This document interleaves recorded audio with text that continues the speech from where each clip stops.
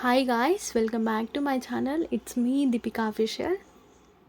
ఈరోజు నేను వచ్చేసాను ఒక ఇంట్రెస్టింగ్ రెసిపీ తోటి. పులిహోరే కదా, ఇందులో ఇంట్రెస్టింగ్గా ఏముంది, మాకు వచ్చు కదా అని అనుకుంటున్నారేమో. నేనైతే ఇది లెమన్ తోటి ప్రిపేర్ చేశాను. అది కూడా కొంచెం డిఫరెంట్ వేలో ట్రై చేశాను అనమాట. సో ఎలా చేసేయాలో చూసేద్దాం రండి. ఫస్ట్ అయితే యాజ్ యూజువల్గా ఒక ప్యాన్ పెట్టుకోండి. అందులో కొంచెం ఆయిల్ వేసుకొని, కొంచెం జీలకర్ర, కొంచెం ఆవాలు, కొంచెం పల్లీలు వేసుకుని కొంచెం సేపు ఫ్రై చేసుకోండి. ఆ తర్వాత కొంచెం కరివేపాకు, కొంచెం దంచి పెట్టుకున్న వెల్లుల్లి కూడా వేసుకుని బాగా ఫ్రై చేసుకోవాలి. ఇవి కూడా ఫ్రై అయిపోయిన తర్వాత 4 ఎండుమిర్చి, 4 పచ్చిమిర్చి సన్నగా కట్ చేసుకుని వాటిని కూడా వేసుకుని బాగా ఫ్రై చేసుకోవాలి.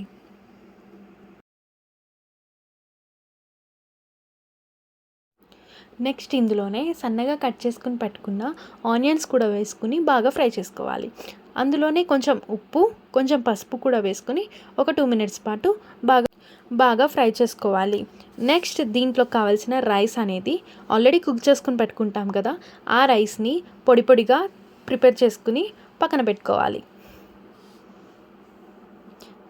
నెక్స్ట్ దీనికి కావాల్సిన మెయిన్ ఇంగ్రీడియంట్ వచ్చేసి లెమన్. సో లెమన్ 2 లెమన్స్ తీసుకుంటే మనకు కరెక్ట్గా సరిపోతుంది. అండ్ ఇన్ కేస్ మీరు పులుపు ఎక్కువ తినే వాళ్ళైతే ఇంకొంచెం యాడ్ చేసుకోవచ్చు. నేనైతే ఇక్కడ 2 లెమన్స్ తీసుకుని వాటిని పిండేసుకుని ఆ జ్యూస్ అనేది పక్కన పెట్టుకోవాలి. నెక్స్ట్ ఇక్కడైతే మన ఆనియన్స్ అనేవి గోల్డెన్ షేడ్లో కొంచెం ఫ్రై అయిపోయాయి. ఆ ఆనియన్స్లోకి మనం ఆల్రెడీ ప్రిపేర్ చేసుకుని పెట్టుకున్న లెమన్ జ్యూస్ అనేది ఇక్కడ యాడ్ చేసుకోవాలి. యాడ్ చేసుకుని ఒక 2 మినిట్స్ పాటు బాగా ఫ్రై చేసుకోవాలి. లెమన్ అనేది ఇలా థిక్కీ కన్సిస్టెన్సీ వచ్చి ఆయిల్లో బాగా ఫ్రై అయిపోయిన తర్వాత మనం తురిమి పెట్టుకున్న క్యారెట్ని కూడా ఇందులో యాడ్ చేసుకొని జస్ట్ ఒక 30 సెకండ్స్ పాటు ఫ్రై చేసుకుని మనం ప్రిపేర్ చేసుకుని పెట్టుకున్న రైస్ని ఇందులో యాడ్ చేసుకోవాలి. యాడ్ చేసుకుని నీట్గా మిక్స్ చేసుకోవాలి.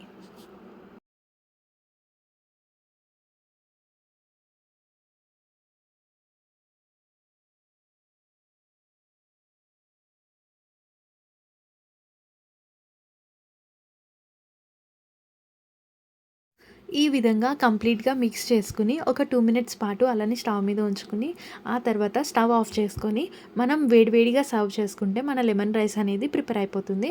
ఇది టేస్ట్ మాత్రం చాలా బాగుంటుంది. మోస్ట్ ఆఫ్ ది పీపుల్ అయితే పులిహోర ఆర్ లెమన్ రైస్ అనగానే ఎప్పుడు కూడా లెమన్ని కానీ రైస్ని కానీ హీట్ చేయరు. లెమన్ జ్యూస్ని కూడా ఆయిల్లో డైరెక్ట్గా ఫ్రై చేయరు. కానీ వన్స్ ఇలా ఒకసారి ట్రై చేయండి, టేస్ట్ మాత్రం చాలా బాగుంటుంది. క్విక్ అండ్ ఈజీగా అయిపోయే రెసిపీ అండ్ పిల్లల లంచ్ బాక్సుల్లోకి లేకపోతే బ్యాచిలర్స్ ఎవరైనా ఈజీగా ప్రిపేర్ చేసుకోవచ్చు.